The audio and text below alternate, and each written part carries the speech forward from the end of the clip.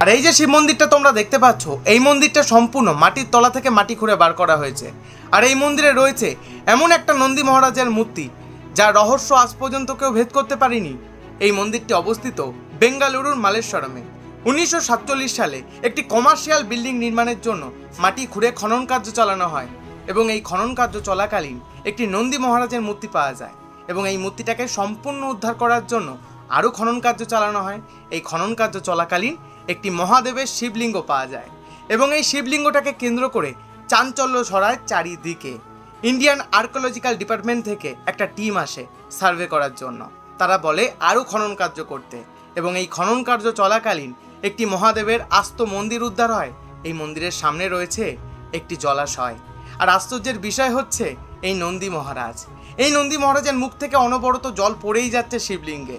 এই জলের উৎস কী বা জল কোথা থেকে আসছে কেউ জানে না। আর আর্কিওলজিস্টদের মতে এই মন্দিরটা সম্পূর্ণ 400 বছরেরও বেশি পুরনো। আর যে শিবলিঙ্গটা রয়েছে সেই শিবলিঙ্গটা প্রায় 700 বছরেরও বেশি পুরনো। এই মন্দিরটা কে বা কারা নির্মাণ করেছে তা আজ পর্যন্ত কেউ জানে না। বেঙ্গালুরুর মালেশ্বরমে গেলে এই মন্দিরটা একবার দর্শন করে এসো। হর হর মহাদেব।